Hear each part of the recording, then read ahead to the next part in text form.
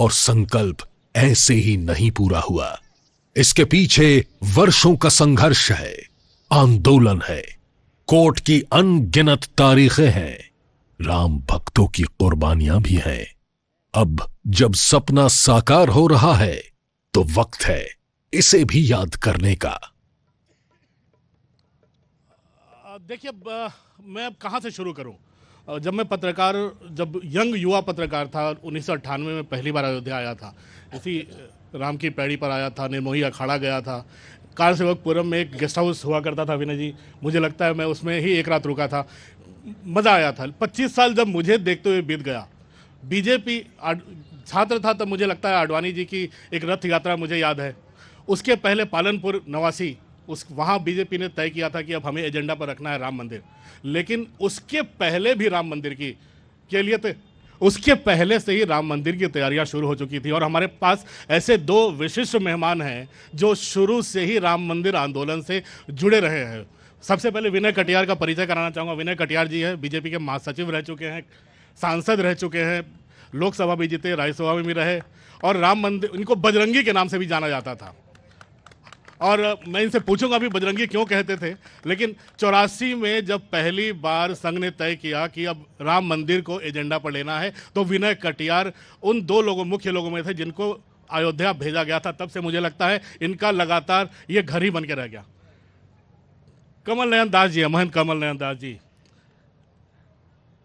मनीराम छावनी अखाड़ा के ये उत्तराधिकारी हैं, और मुझे लगता है कि जन्म से ही ये राम मंदिर आंदोलन से जुड़े हुए हैं, और इनके पास भी कहने को काफ़ी कुछ है, कैसे आंदोलन बड़ा हुआ, क्या हुआ। लेकिन सबसे पहले हम शुरुआत करेंगे विनय कटियार जी से। विनय भाई, 84, अभी प्रतीक ने जो समा बांधा है, कविताएं सुनी हमने सुबह से काफ़ी राम कथा का पाठ पढ़ा, लेकिन जो गंभीर 2-3 सवाल हैं, कहाँ से निकले कहाँ पहुँचे, ये बड़ा गंभीर सवाल है। 84 में जब आप यहाँ आए थे तो क्या आंदोलन की क्या स्थिति थी, क्या किया आपने जो आंदोलन यहां तक पहुंचा? क्योंकि आप लोगों ने तो नींव डाली थी तब।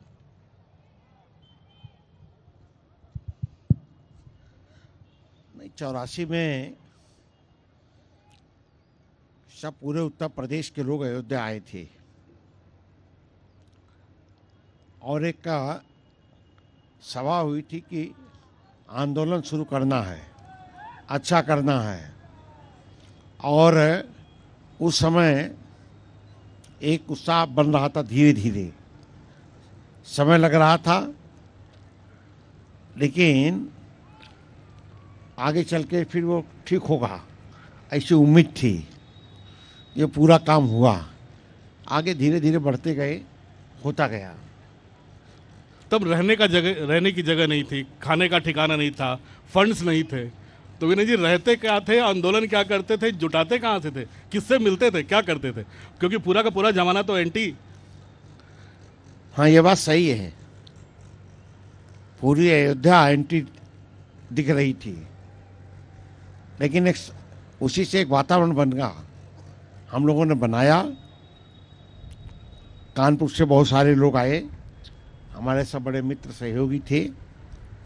अयोध्या में वातावरण बनाया, पूज्य संतों के यहाँ गए, नौजवान जो संत थे सब खड़े हुए, वो जब हमारे साथ जुट गए और उन्हीं की अगुवाई हमने की, और हमको लगा कि धीरे धीरे और उत्साह बढ़ेगा, और वो धीरे धीरे होता गया। 7 अक्टूबर 1984 को जो घटना घटित हो गई, उसने बड़ा भारी उत्साह दिया, लेकिन 2 सगे भाई वो चले गए। हनुमान चौराहे पर 2 भाई मारे गए पुलिस के द्वारा। बड़ा भावुक क्षण था, क्रोध का क्षण था, समर्पण का भी क्षण था, लेकिन लोग डिगे नहीं, कोई घर गया नहीं, जो जाने वाला था वो भी घर गया नहीं, सारे लोग यहाँ डटे रह गए। और उसमें पूज्य महाराज नंद गोपाल दास जी का, परमहंस रामचंद्र दास जी का ये बड़ा भारी योगदान था अयोध्या के संतों का बड़ा भारी योगदान हुआ और धीरे धीरे ऐसा लगा पूरी अयोध्या आंदोलित हो रही है। और अयोध्या ही आंदोलित नहीं हो रही है, आधा प्रदेश आंदोलित हो रहा है। और वो हुआ। धीरे धीरे लोग अयोध्या आते गए, लोग जुटते गए, मजमा बढ़ा और राम का एक सैलाब, राम नाम का सैलाब ये आगे बढ़ता गया और वो आज भी स्थापित है, अभी भी है, तो आगे भी बढ़ेगा। मान जी अब आपसे एक सवाल। विनय भाई ने तो 84 से जो आपने शुरुआत की मंदिर बनाने की, उसकी जो कहानी सुना दी। मंदिर बनाने के लिए जो तमाम देश भर से संतों को जुटना था, जिस तरह से विश्व हिंदू परिषद ने काम किया, जिस तरह से साधु संतों को एकजुट किया गया, कितना मुश्किल काम था पूरे देश के साधु संतों को एकजुट कर कर इस एक ही मुहिम में लगाना। पूरे देश ही नहीं, पूरे विश्व के साधु संत ही नहीं, सारे राम भक्त राम जी के नाम पर, राम जी की जन्मभूमि के नाम पर सब संगठित हुए। सारा देश आंदोलित हो गया और इतना आंदोलित हुआ, इतना प्रवाह उमड़ा उनका, इतना प्रवाह उमड़ा कि चारों तरफ से राम भक्त अयोध्या आए और उनके प्रवाह को कोई रोक नहीं पाया। जो विवादित ढांचा था राम जन्मभूमि, राम भक्तों ने ध्वस्त कर दिया, कोई रोक नहीं पाया। और ये आंदोलन बराबर बढ़ता ही जा रहा है और उत्साह बढ़ता ही जा रहा है, निश्चित है। इसके साथ साथ हमारे लिए राष्ट्र का प्रश्न है, राष्ट्र भी सर्वोपरि है। महापुरुषों का त्याग था, तपस्या था, राम भक्तों का बलिदान था, कितना बड़ा संघर्ष हुआ। अयोध्यावासी ही नहीं, पूरे विश्व ने इसको देखा है। सबकी इच्छा पूर्ण हुई, विजय प्राप्त हुआ। राम जन्मभूमि पर भव्य दिव्य मंदिर बनकर के तैयार हो रहा है और सब जानते हैं आगे आने वाली जनवरी में भगवान श्री राम अपने परिकरों के साथ में गर्भगृह में विराजमान हो जाएंगे। लेकिन महेंद्र जी, ये सपना तो आप लोगों का काफ़ी बड़ा पूरा हो गया, एक बहुत बड़ा सपना था। लेकिन जब राजीव गांधी ने दरवाजे खुलवाए थे, ताले खुलवाए थे, तो साधु संतों ने उनका समर्थन क्यों नहीं किया? बिल्कुल गलत बात है। राजीव गांधी ने कुछ नहीं किया। राष्ट्र के साथ में इन लोगों ने बहुत बड़ा अन्याय किया है, अत्याचार किया है। बिल्कुल गलत बात है। हमारे सब कुछ राम भक्तों ने किया है, विवश कर दिया, विवश होना पड़ा इनको। राजीव गांधी और किसी ने कुछ नहीं किया है। सब कुछ केवल राम जी की कृपा से, महापुरुषों के त्याग तपस्या से, राम भक्तों के त्याग तपस्या से ये कार्य हुआ है। लेकिन कैसे आप लोग पुजारी थे यहाँ पर, रामलला टेंट में विराजमान थे, कैसे कहाँ से आप लोग उन पुजारियों का खर्चा, पूजा का खर्चा, साधु संतों का खर्चा, ये कितना दुष्कर कार्य था महंत जी, कैसे पूरा किया? नहीं, राम जी की कृपा से सब कार्य दुस्साह नहीं है, सब सरल था, कोई चीज की कमी नहीं। लोगों ने कई बार, अशोक जी याद है, इतना बड़ा भव्य मंदिर, महाराज जी से प्रश्न किया, इतना बड़ा भव्य राम मंदिर बनेगा, कैसे होगा? महाराज जी ने कहा देखते रहिए, इतना पैसा आएगा, इतना धन आएगा, इतना उत्साह लोगों के अंदर है कि अपने आप बन करके तैयार हो जाएगा, और हो रहा है। लेकिन जी विनय जी, एक कोशिश हुई थी अटल जी के समय भी शिलादान के द्वारा कि राम मंदिर के चीज़ों को फिर से एक बार रिवाइव किया जाए, राम मंदिर बनाने की प्रक्रिया शुरू की जाए। वो मामला बहुत आगे नहीं बढ़ पाया था, लेकिन एक कोशिश उस समय हुई थी कि आप तो उस समय बीजेपी में थे, आप उच्च पदों पर थे। उसमें कोई कोशिश नहीं हुई, बेकार की बात है, क्योंकि एक स्थान नहीं मुक्त करा सकते हैं तो 3 स्थानों की मुक्ति की बात जो करे, और वो भी राजनीतिक आदमी, हम भी राजनीति में चले गए, वो अलग बात है। लेकिन राम मंदिर से और मंदिरों से आस्था हमारी नहीं गई। हम उसी के लिए खड़े हैं, उसी के लिए मर रहे हैं, उसी के लिए जीवित हैं। यही काम हमारे जुम्मे है, यही मुझे काम करना है। देखिए यहाँ पर आतंकी हमला भी झेला आप लोगों ने। पूरा आतंकी हमला झेला, लेकिन वो सफल नहीं हो सके। और हमारे जो सैनिक थे, पुलिसकर्मी थे, बखूबी उन्होंने झेला, ये उनको धन्यवाद है। और न्यूज इंडिया में समाचार भी जाना चाहिए यही कि उस समय भी जो आतंकी हमला हुआ, वो आतंकी हमला पुलिस के जवानों ने झेला और उसमें आतंकी मारे भी गए, उनको धन्यवाद है। लेकिन ये बड़ा भारी काम था, लेकिन उससे कोई डिगा नहीं। हमारे लोग गए, शहीद हो गए, लेकिन कोई पीछे नहीं हटा। जिनके परिवारों के लोग शहीद हुए, उनके परिवारों की माताएं बहनें आगे आ गईं। उन्होंने कहा अब हम आगे रहेंगे, और किया उन्होंने। कहा जो हो काम बताओ, हम पीछे नहीं हटने वाले। ऐसा काम उन लोगों ने किया। और मैं समझता हूँ कि आज भी यही त्याग, बलिदान, तपस्या, संतों की तपस्या, उसके बल पर ये आज राम मंदिर बनने का सपना प्रारंभ हो गया है और जल्दी बन जाएगा।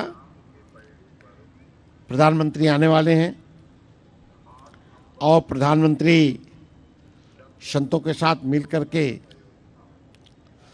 पहला बुर्ज जो है या मंजिल जो है वो मंदिर के रूप में स्थापित हो जाए, ऐसा प्रयास है।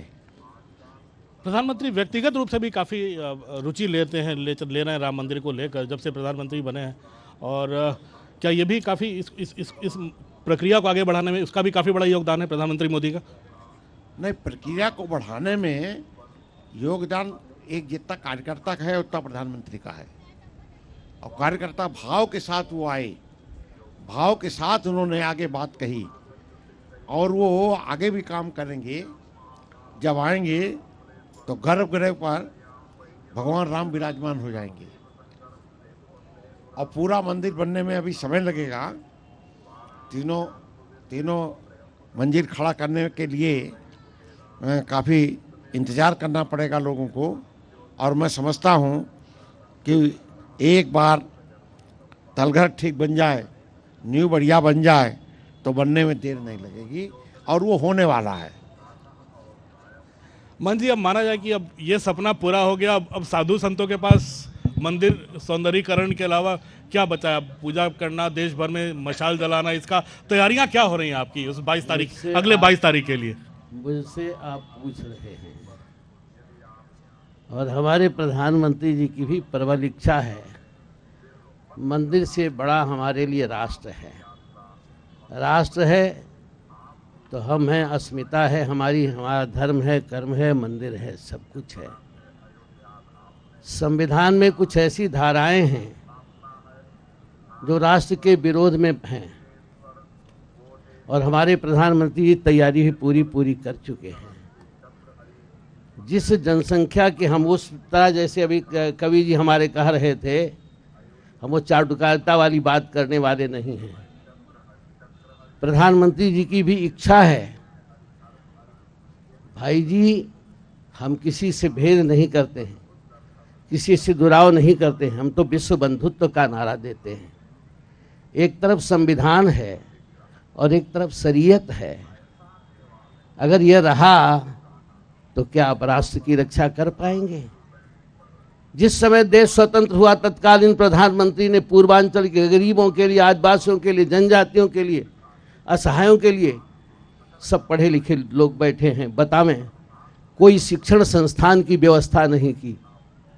ये सारी व्यवस्था ईसाई मिशनरियों को सौंप दिया है। आप कहेंगे वो ईसाई मिशनरियाँ पेट्रोल डॉलर के बल पर, विदेशी पैसों के धल के बल पर, बिल्कुल गलत बात है। पेट्रोल डॉलर नहीं, विदेशी पैसा नहीं, तुम्हारे मठ मंदिरों के पैसे के बल पर कोई जानना चाहे तो मैं चल करके दिखा सकता हूँ। ये इस समय मन जी, मेरा सवाल ये था ना कि 22 तारीख को जब रामलला विराजमान होंगे, उसके लिए आप साधु संतों की क्या तैयारियां हैं पूरे देश में? सब पूरे चारों तरफ पूरे विश्व से हमारे साधु संत ही नहीं, राम भक्त आ रहे हैं। सबके अंदर बहुत बड़ा उत्साह है और सबको आदेश निर्देश दिया जा रहा है कि अयोध्या बहुत छोटी है, सभी भक्त अयोध्या धाम है। अपने अपने स्थानों पर, अपने अपने घरों में, अपने अपने मठ मंदिरों में ही खूब उत्सव मनावे, धूमधाम से दीपावली मनावे, मिठाइयाँ बांटें। और यहाँ भी हम लोग खूब तैयारी कर चुके हैं।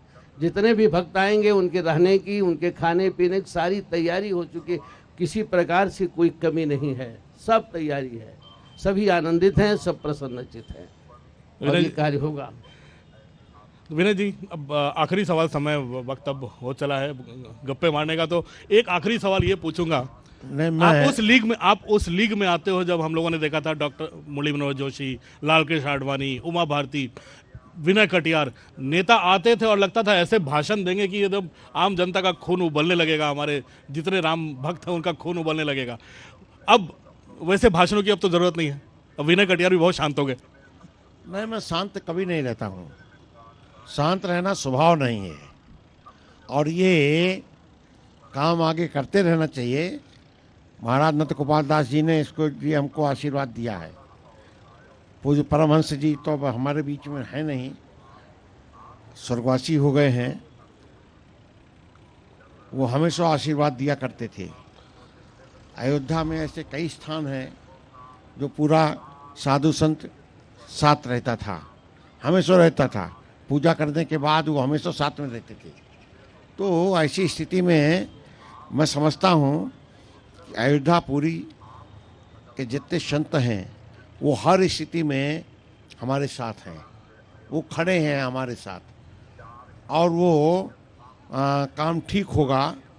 समय कम है, नहीं तो हम और बस बताते आपको डिटेल, क्योंकि जो संयोजिका हैं वो आ गई हैं स्टेज पर, तो अभी कुछ बताएंगी किसी को और लाने के लिए या कार्यक्रम समाप्त करने के लिए जो भी होगा वो करेंगी। लेकिन डरने की ज़रूरत नहीं है। बड़ा भव्य मंदिर बन रहा है राम जन्मभूमि का।